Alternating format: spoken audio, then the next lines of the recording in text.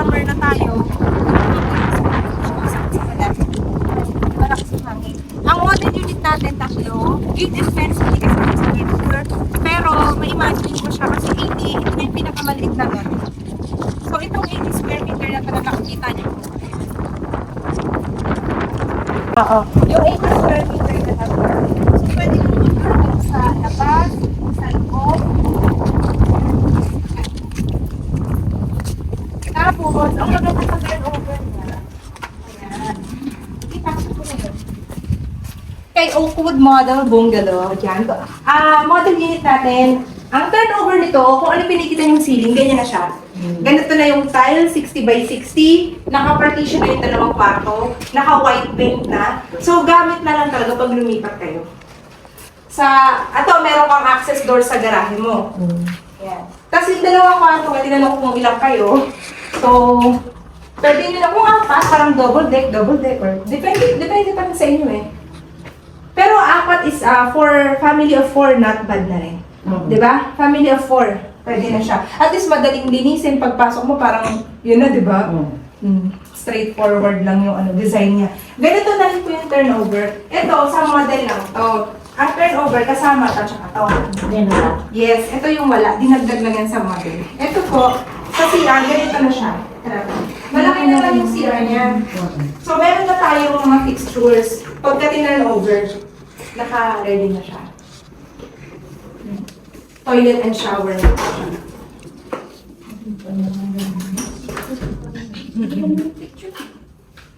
Ito kasi sabi ni Victor. Actually, di ba naman tayo sa vlog? Bali, pwede niyo po tayo share sa kapatid niyo. Oo, may kita niyo lang kayo kahit naka-face mask kayo. Yan na lang pala. Oo pala, di ba? Ito na lang din. Kasi mayroon kayong kapatid abroad. So, ito po kahit SUV, kasyang-kasya. SUV or sedan, kasyang-kasya sa magiging garage or carport nyo. May space ka pa dito. Ito yung 80 square, di ba? Pwede na. Malaki na. Opo. So, ayan po. Yung sa floor area po ng bahay, ano po? 40. 40 yung floor. 40.70. Ganun po siya. Yung expansion po natin dito horizontal, pwede po kayong magpa-expand dito sa side na to para may bubong yung garahe nyo. Tapos may terrace kayo dyan. May malaking terrace, di ba? Kasi ang ganda ng view natin dito.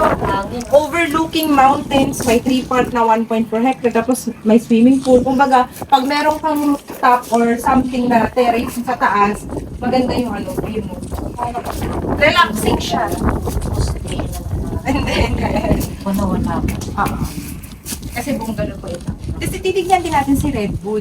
Kasi konti lang yung difference. 3M, tapos parang 3.M. Di ba sinando sa yung bagong computation?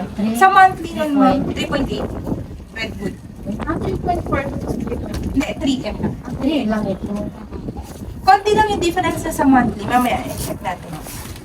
Kung kaya naman ang combine. Hindi na kayang bulokan. Ito po hindi naman dito kasi pag gabi, ito pang gabi. Pag araw siya matutulog. Pag gabi kami. Oo, kasi di ba nasa abroad naman? Oo, minsan lang. Minsan lang siya umuwi. Diba? Tsaka maganda pag single attached kasi kahit pa paano talagang may space kayo may garden space. Kapag townhouse kasi ma'am, yung tinatanong mo kanina, cluster po kasi yung pagkakagawa nun, di ba? Yung nakahilerang gano'n. Oo. Cluster siya. Pero kung mayroong Kung kaya kung carry naman, total, ito 3M lang naman si Oakwood eh. Mag-Oakwood ka na lang, di ba? dami ko mga atang ukod eh. Opo, may kita niyo sa mga ongoing construction. Kasi yung iba may mga elderly, gusto nila nasa baba talaga yung Yung nga din, kwarto. nasakit ng tuhod ko eh. Sabi ko, paano kuya? Kasi pag nag-redwood kasi kayo, papagawan mo talaga si mami ng kwarto sa baba. Kasi malaki naman yung space niya eh. Punta natin si Redwood. Kung mag-redwood. Ang sakit na ng tuhod namin mag-asawa eh. Mga senior lang. Pet friendly din po ba dito? Opo! Maganda nga ito sa mga pet kasi meron silang 3 park. May 1.4 hectare. Parang Ito, sobrang pet friendly. So ayan, nakita niyo naman ang dami ng mga, di ba? Ang dami ng mga nakatapos na daw dito.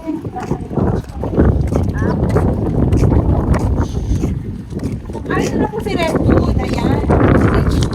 Kung ano yung exit ka kayo dito, parang malaki siya kasi yung floor area nito kasi makikita sa dalawa.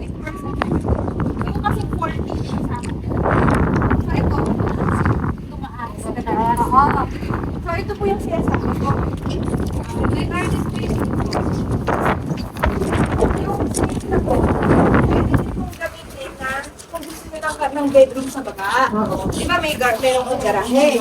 Pwede kang mag-extension ng kwarto sa baba. Sa inyo na po yung pag na-turnover na parang ano kasi horizontal expansion is allowed naman po yan kasi approve na po yung design. Sakot ng ano naman. Kaya, so ito po si very good model. Yes, kasi naging pahaba, di ba? Napansin nyo? Naging pahaba siya. Ito yung magiging living area mo, dining, naging dalawa yung CR. Taas Ayun baba. na. Tapos naging ganito po yung kitchen. Siyempre mas lumuwag. Oo. Yan. So, actually, ma'am, redwood is not bad. Kung carry naman, parang ang ganda rin, di ba, ma'am? Kung tas meron ka dito access door sa iyong laundry or service area, ito po. Meron siya dito. Yan, dito kang maglalabada, mami. So, may ganyan siya. Tapos, ito yung sinasabi ko, oh. Pag magpapa-expand ka dito, kita mo to? Dito yung door mo. Di ba? Malaki pa yung space mo eh. Sa kwarto pa. Yeah, para maging 3 bedrooms. Kasama po yan. no? Opo, kasama po yan. Kasama. Complete finish turnover siya, ma'am. Tara, mami, medyo mainit. Pwede po yung umakyat sa taas. Akit sa taas.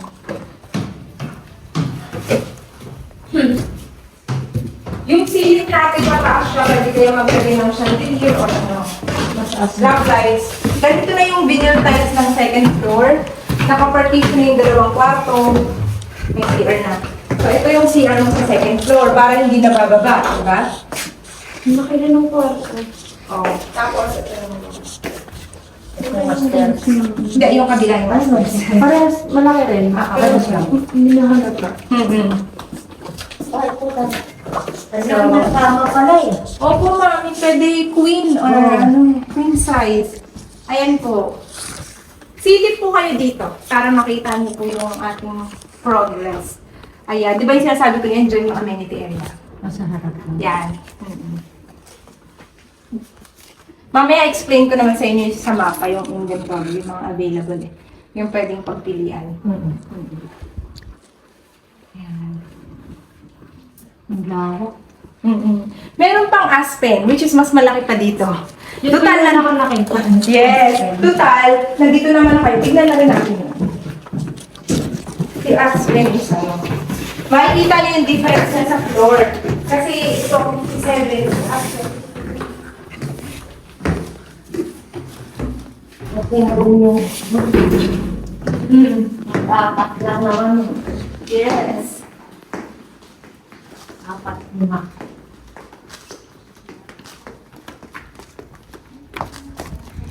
Sobrang na. Okay, grande na ito. Pinakamalaki natin si Axel po. Pinakamalaki po.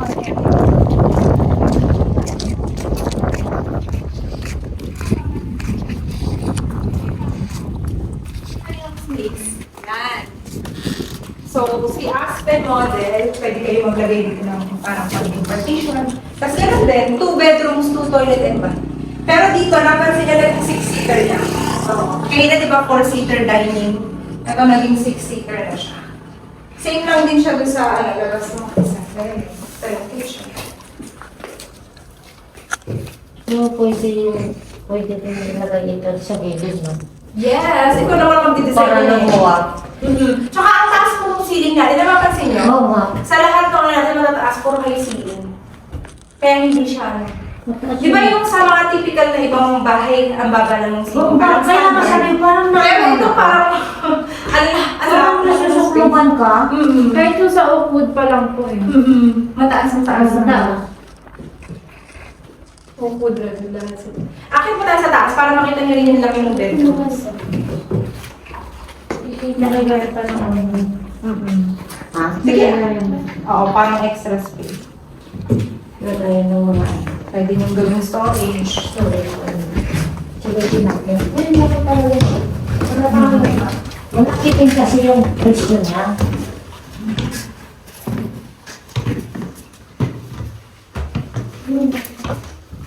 Ang lalaki ng kama.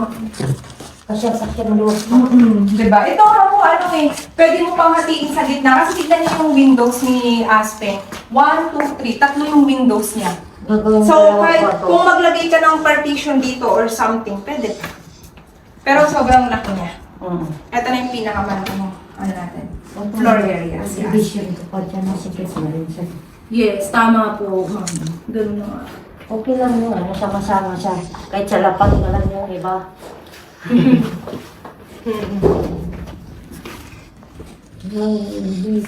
So, ayun nga ma'am, napakita ko na sa inyo yung mapa, tsaka yung sa sample configuration nun. Ang konti na lang yung natitira natin na malapit sa entrance gate, tapos meron din tayong malapit sa, dito nga, sa amenity area, swimming pool, or tree park, yun. Bali, may mga blocks na sold out na, may mga blocks na, katulad ng pinakita ko kanina, dalawa na lang yung natitira, or isa na lang. Meron tayo malapit sa entrance gate, block 11, di ba, dalawa. Block 10, dalawa. Block 12, isa. So, yun yung mga prime location na tinatawag natin. Yan. Tapos, in-explain ko na rin naman yun sa kailangan natin, sa requirements, yun po siya. Meron po ba kayong question, ma'am, so far? Wala naman. Yung Yung, sa- ano lang, yung pang-expansion lang po. Ayun, yung sa expansion, pwede po tayo, horizontal po muna tayo. Habang hindi pa po kayo nagkakaroon ng HOA, ang HOA, Home Ownership Association, lahat naman ng subdivision meron yan. Kasi di ba kayo yung mag-ano yun eh, tawag ito, boboto ng mga officers nyo. Malay mo, gusto mo maging presidente dito sa North Globe. Ayun, Gusto mo ba, ma'am? Yun, mga ganun. May mga ganun kayo. Tapos yun, full DP and then unit construction. Pag kinash natin yung 20% DP, may 7% discount tayo. Malaki din yun. Basta within 7 days mabayaran upon reservation. Oh, marami dito OFW kasi online reservation lang naman. Mga napapanood lang din ako sa vlog, sa YouTube. Kasi pang retirement home. yung polo nga yung si Reds nga yung pinapanood namin. Tapos nag-scroll ako, nakita-kita. Sabi, tingnan ko nga itong babae na. Babae na to. Hindi ko pa kilala. Hindi ko kilala. Tingnan Oo mo nga. nga. Tapos sinend ko sa kanya. Nagtingnan mo nga to. Tapos ano, siya tagat-tanong eh. Kala ko talaga, si Ma'am Rose, ikaw yung OFW, yung nag-comment doon, kapatid pala, anak mo pala Anak rin. ko. Kapatid mo yung nasa abroad. So, ayun po. Hindi siya masyadong maliit eh. Yun pala, hindi naman po tayo dito. Ewan ko lang doon sa area niyo. Malabon ba ay bahain? May part Dati. Okay. Pero ngayon din. Oh, okay, good. Dito wala naman ba, no? Yes, flood free din pala dahil sa area natin. Tapos yun nga, paglabas mo dyan sa main road, 2 minutes lang nasa main road ka na, which is dumadaan na yung mga bus.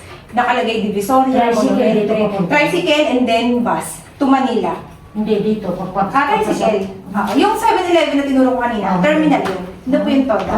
Ngayon kasi dahil wala pa nakatira dito, dahil syempre ongoing, wala pa. is wala pa dyan yung TODA. Pero pag nagkaroon na ng TODA, is may nakatira na, magkakatoda na rin po dyan. Meron ng tricycle na Labas-pasok na. matik na po yun. Mas malapit na. Yes. So, ayun po siya. Mataas. May ano na, tapos mataas. Kaya nga.